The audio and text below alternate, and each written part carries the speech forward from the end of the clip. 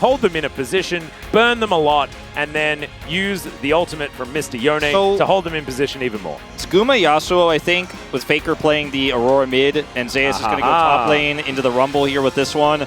Just Universe Wolf. Yeah, the swing of the sword of the melee minion might have been a little bit slower. Maybe he got it. Like, maybe he got it. I'm just going to keep that, you know, in the back of your mind. I'm just going to keep it open that maybe Zeus, in fact, did hit that cannon. This is what Jonah Strong needs to do. He needs to just make sure that he keeps it a mystery every single time. And then we just won't know. We won't need to type -1 in the chat. Stop typing -1 in the chat. As Carrier is going to face check here. He had the sweeper, so he had the information, but not a whole lot of options. Uses the heal, uses the piercing darkness, and he gets himself out of there. Gumayusi, on the other hand, having to deal with a lot of different people. The ulti comes through. And looking like a complete disaster, but kind of saved. Fisher picks up a kill. Yep. Owner is now going to be able to take some grubs. Vital gets the information that the grubs are being taken and isn't going to be able to stop that from occurring. Unless Mahal comes down, level 8, equalizer in hand. And that could be enough to maybe get one of them, but it looks like Sylvie's just not interested. And Faker, because of that Raven lane, where you're like, well, if I can auto you, even with my low range, I will win the trades, and he does, and he is.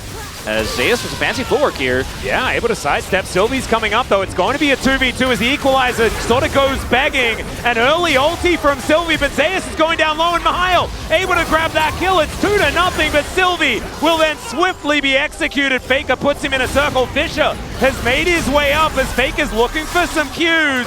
And I don't think Owner's getting out of this one. Faker now might be in trouble, but does have taken out. So Fisher with 2 kills on this Yone very early on in the game. Yeah, really nicely done. Whether or not Nongshim should go for this fight, though, that's the real question. As, all right, I think Fisher's saying yes. That's a Magnus Storm that tries to get in there. But Gumayushi's also going to be able to execute the Kai'Sa. Down goes the Rift Herald, but can they keep themselves alive in the fight? That's the question.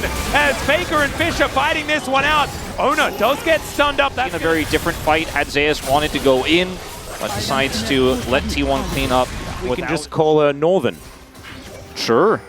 But she's off in the north side of the map right now. Okay, they're backing away. Maybe he will TP in. Nongshim really want this dragon. It's Ocean and Chemtech, so the soul's going to be valuable. Here comes Jiwoo on the side. Double teleports in as well as Jiwoo really. Faker just looking for him. You can tell what they're looking for, but there is the dragon taken down by Owner. Circle goes down. Fisher's health bar is melted, but it's T1 that are lying on the ground. Faker taken down, and Nongshim, they wipe them all.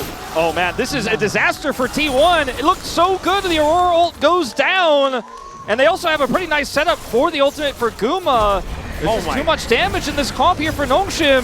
Vital's re-engage as well, very clean. And that's not only going to be the dragon goes over, it's not the team fight win only, it's going to be the turret taken as well, and inner turret. Yeah, I'm like really struggling to get these words out here because I'm so shocked by Nongshim potentially giving us our second upset of the day here.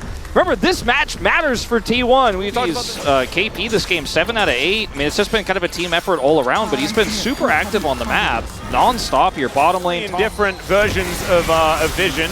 And they witnessed the fact that the Baron's going down, but it's just going to... Oh, Owner almost gets in there. The equalizer is going to stop him from getting out, though. And the fate is going to be sealed. Gumayusi tried to dive in, but he's just going to get out via the Death Chamber. Faker now bouncing around the circle, and Fisher will fall down. Faker's still at full health, but can he actually do it? He bounces over the wall, and he'll just base gate his way to safety? I don't think so. That's going to be Sylvie finding him, and he's not able to get out enough. His ultimate is still incredibly potent, and it's on a super low cooldown. Oh, in goes Fisher, looks for an angle, doesn't quite get it. They're kind of tunneling on this turret. They're a little bit overextended. Yeah, Vital is going to get picked off. Faker just puts him in the circle. And you did see Mihail after the equalizer go mid, but he doesn't get any pressure done there, so they will still walk away with this dragon. It's now for Nongshim. It's been their prize for quite some time that they've been looking for, and there it goes.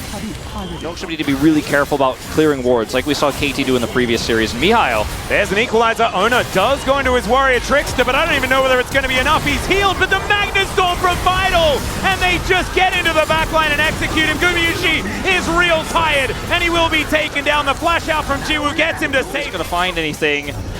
Not quite yet. There is the flash forward from Faker, and he's just going to kill Jiwoo. Bye-bye, Jiwoo. Baron and Mihail with these harpoons able to keep Carrier at bay. This is just gone. There is nothing they can do about it. The equalizer comes in just to make sure, and there's the dash forward from Fisher. He just executes Carrier in the back line. Zeus is also going to try and do something, but he melts. And that is all of the kills, all of the time for Nongshim. More of them raining through as Gumayusi trying to dash around, but his brother will take him out of the fight. And now T1 once again, a clean ace. And Nongshim are just playing better. Yep, they certainly are. The draft was pretty eclectic from T1. I definitely think it could have worked out, but it just got completely owned by this Rumble pick. They took the Aurora, and it'll be the first loss of Aurora here in the LCK. Nongshim with a huge upset win. If you're a T1 fan, this is not what you wanted to see on Faker's return here in Week 8. As Nongshim take them out in the first game,